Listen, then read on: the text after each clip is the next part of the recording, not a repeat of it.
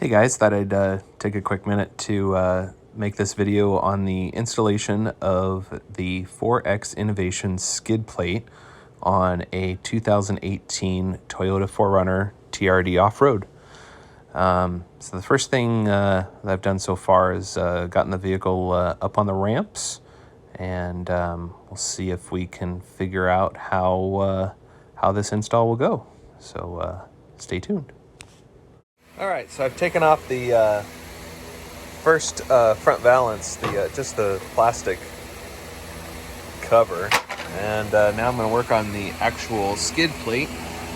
Looks like there's a screw here, screw there, and a couple inside these holes here. So we'll start working on that and get it all off. All right, got all the skid plates off. Really pretty simple.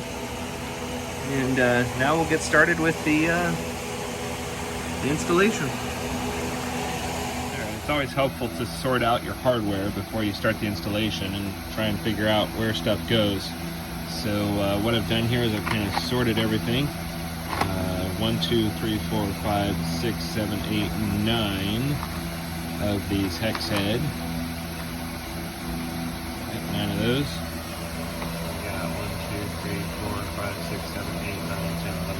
13 for fender washers. 3,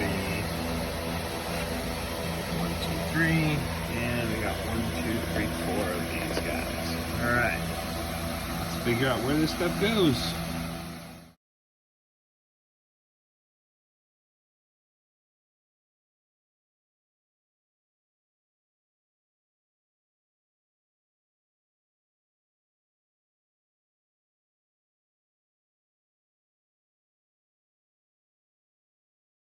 All right, so what I've done here is I've taken my floor jack and I've wrapped a couple of towels around the head of the floor jack with a bungee to help protect the skid plate from getting scratched up. So my plan is to use the floor jack to hold the skid plate up in place and then lift it up and get it secured. Also helpful to use a padded moving blanket or something to keep the skid plate from getting all scratched up as you get it into place. So let's see how it goes. I think that these have to come off as well.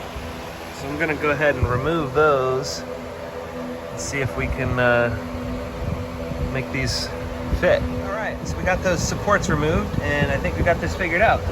It's gonna end up using some original factory bolts here and here. Actually 4 of them up in the front, and quite a few in the back. I'll include a picture here that the vendor sent. All right, well, let's get going.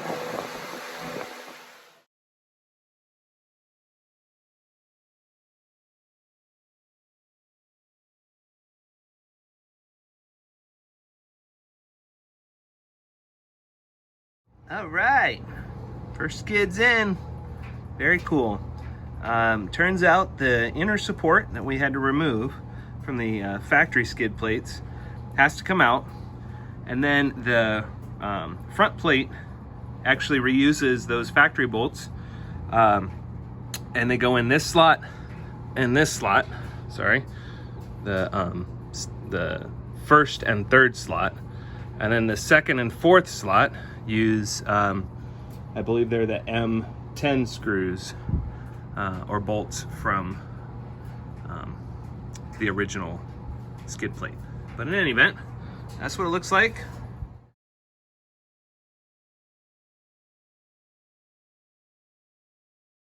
All right, so we're gonna go ahead and put this original plastic trim piece on the front of the skid plate, and that'll cover up the radiator. I guess you can call this radiator cover.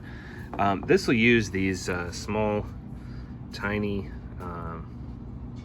not sure the size of these, but use 3 of those and then 3 of the factory bolts that came out.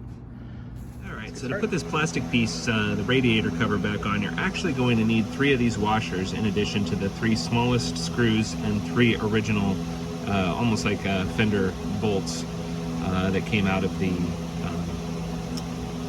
cover when you first removed it. So just remember to use your washers And these are going to be pretty tight to get in there, just because they're so short and you got to compress the foam. So good luck. All right, so when putting this plastic radiator cover back on, it's going to fit kind of snug, and you're actually going to need to push this little sponge material in and then bend the plastic piece down so that it matches up with the holes for the front skid plate. So go ahead and give that a shot. Just will fold down like that, and then you'll compress that foam sponge material. All right. For the second skid plate that we'll use to cover the front axle, we're going to use 3 of these M8 by 30s. There's a total of 9 of them in the package. And then we're going to use 4 of these M8 by 16s. These will be what will connect between the 2 plates, and this will connect to the frame. So let's get started. So as you can see here, I've used the floor jack to just kind of hold this plate up in place. And I'll go ahead and reach under there and screw everything in. That just gives you an idea of how I'm installing it. All right, we're moving on to the third panel here, which covers the cats and the transmission. And looks like we have to remove both of those supports, as we're going to end up reusing these 2 bolts here and then those 2 bolts there. So I'll get started.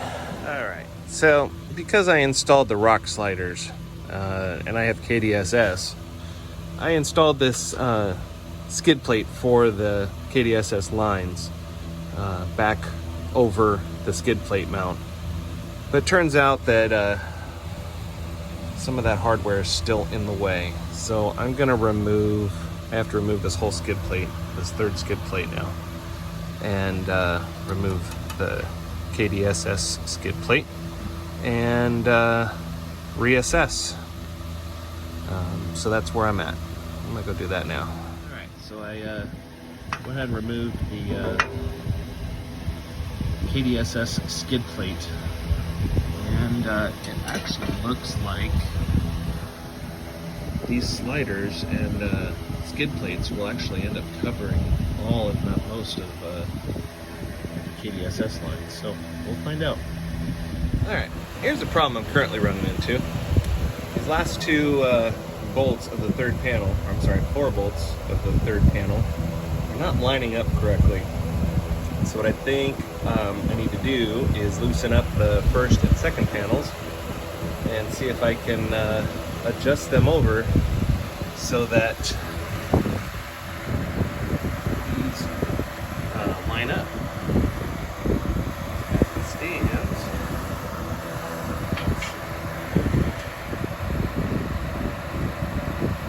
They're just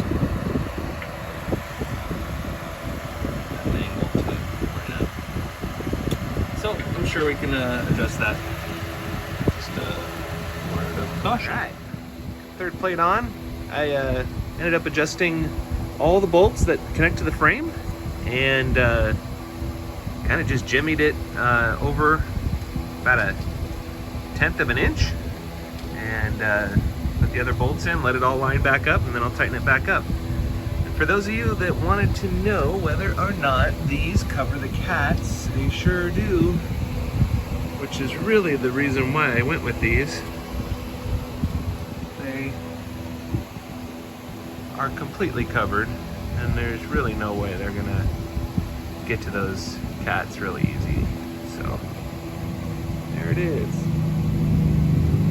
All right, for this last skid plate, when I mounted the sliders, it came with a custom bracket, which is here, that hangs down on both sides, and that is going to screw into these holes from the inside. So you're gonna have to reach your arm in and down, likely use a ratcheting box wrench.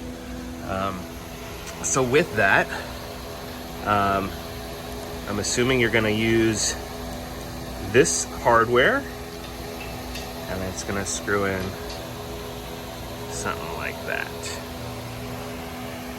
So I'll be back once it's in.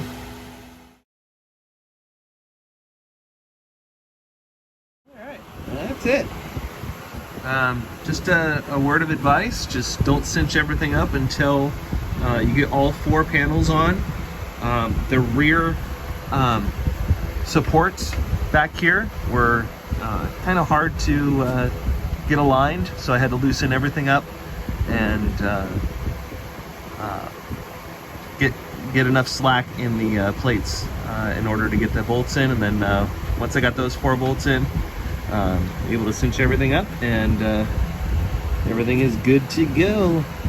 I will note that the KDSS lines, I did have to remove the skid plate, and so right now that skid plate does not fit over the KDSS line, so I'll have to be very careful about that.